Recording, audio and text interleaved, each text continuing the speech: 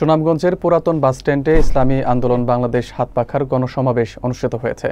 অনুষ্ঠানে প্রধান অতিথি হিসেবে উপস্থিত ছিলেন দলের কেন্দ্রীয় আমির মুফতি সৈয়দ মোহাম্মদ রেজাউল করিম পীর সাহেব চরমোনাই। তিনি বলেন, পিআর পদ্ধতি ও জুলাই সনদের ভিত্তিতে আসন্ন জাতীয় নির্বাচন হলে ফ্যাসিবাদ মুক্ত বাংলাদেশ প্রতিষ্ঠা সম্ভব হবে। বিস্তারিত থাকছে মোহাম্মদ আবু বকরের প্রতিবেদনে। সোমবার ৬ অক্টোবর দুপুরে সুনামগঞ্জ পুরাতন বাসস্ট্যান্ডে ইসলামী আন্দোলন বাংলাদেশ আয়োজিত হাতপাখার গণসমাবেশে হাজারো নেতাকর্মীর উপস্থিতিতে দলের কেন্দ্রীয় ও স্থানীয় নেতারা বক্তব্য রাখেন। অনুষ্ঠানে সভাপতিত্ব করেন ইসলামী আন্দোলন বাংলাদেশ সুনামগঞ্জ জেলা সেক্রেটারি মাওলানা সুহেল আহমেদ। প্রধান অতিথি মুফতি সৈয়দ মোহাম্মদ রেজাউল করিম তার বক্তব্যে বলেন, বর্তমান রাজনৈতিক ব্যবস্থায় জনগণের ভোটাধিকার নিশ্চিত করতে হলে পিআর পদ্ধতি ও জুলাই সনদের ভিত্তিতে নির্বাচন আয়োজন জরুরি। তিনি আরও বলেন, ইসলাম ভিত্তিক ন্যায়নিষ্ঠ সমাজ গঠনে হাতপাখা প্রতীকী জনগণের বিকল্প শক্তি হয়ে উঠবে। এ সময় বিশেষ অতিথি হিসেবে বক্তব্য রাখেন কেন্দ্রীয় কমিটির যুগ্ম সাধারণ সম্পাদক মাওলানা ইমতিয়াজ আলম, ইসলামী আন্দোলনের সিলেট বিভাগীয় দায়িত্বরত মাওলানা মাহমুদুল হাসান এলএলবি, মুফতি শহীদুল ইসলাম পলাশী, আব্দুল মোসব্বির রত্ন, দুয়ারা বাজার আসনের হাতপাখা প্রতীকের সংসদ সদস্য পদপ্রার্থী মুফতি আলী আকবর।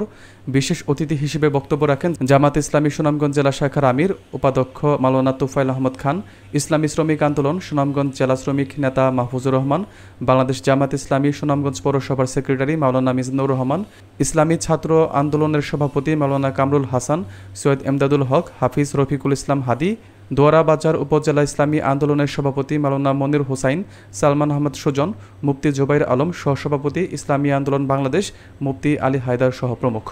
সময় আসছে, এই সময়ে যদি আমরা ঐক্যবদ্ধ না হই, জামাত, খেলাফত মজলিস, ইসলামী আন্দোলন সহকারে, ইসলামী ঐক্যজোট সহকারে সবাই এক প্ল্যাটফর্মে আসতে হবে।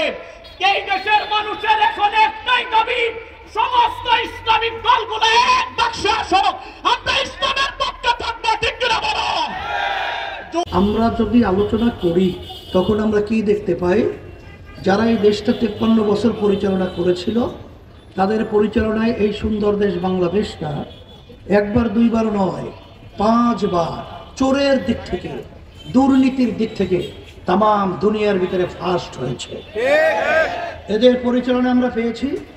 আমাদের দেশের টাকাগুলো বিদেশে পাচার করে কানাডা সহ বিভিন্ন জায়গায় বেগম পাড়া তৈরি করেছে। এদের প্রশাসনের কাঠামো এবং কার্যক্রম স্থবির হয়েছিল, তখন কিন্তু আমরা মানুষের কষ্ট লাঘবের জন্য ট্রাফিকের সিগন্যালের দায়িত্ব পালন করেছি। আর আপনাদেরকে স্মরণ করে দেওয়ার জন্য বলছি, 5ই আগস্ট যখন দেশ স্বাধীন হলো তখন আপনারা দেখেছেন যারা ইসলামী নীতি আদর্শের সাথে জড়িয়ে আছে তারা কিন্তু এই দেশকে রক্ষার জন্য সংখ্যালঘুদের তাদের জানমাল ইজ্জত এবং তাদের বাড়িঘর, তাদের উপাসনালয় পাহারা দিয়া ভারতের শকুন চক্ষু থেকে এই দেশকে রক্ষা করার জন্য আমরা পাহারাদের দায়িত্ব পালন করেছিলাম। সুনামগঞ্জ 3 মাওলানা সোহেল আহমদকে আমি আপনাদের সামনে হাত পাকা প্রতীক, শান্তির প্রতীক হাতে উঠিয়ে দিয়ে ইসলামের পক্ষে আমানত হিসাবে রেখে গেলাম। আল্লাহ কবুল করুক। আর সুনামগঞ্জ 4 মুফতি শহীদুল ইসলাম পলাশী আমাদের সভাপতি, আপনাদের সামনে হাত পাকা প্রতীক দিয়ে আমানত হিসেবে রেখে গেলাম। আর সুনামগঞ্জ 5 মুফতি আলী আকবর সিদ্দিকী, আমি তার হাতে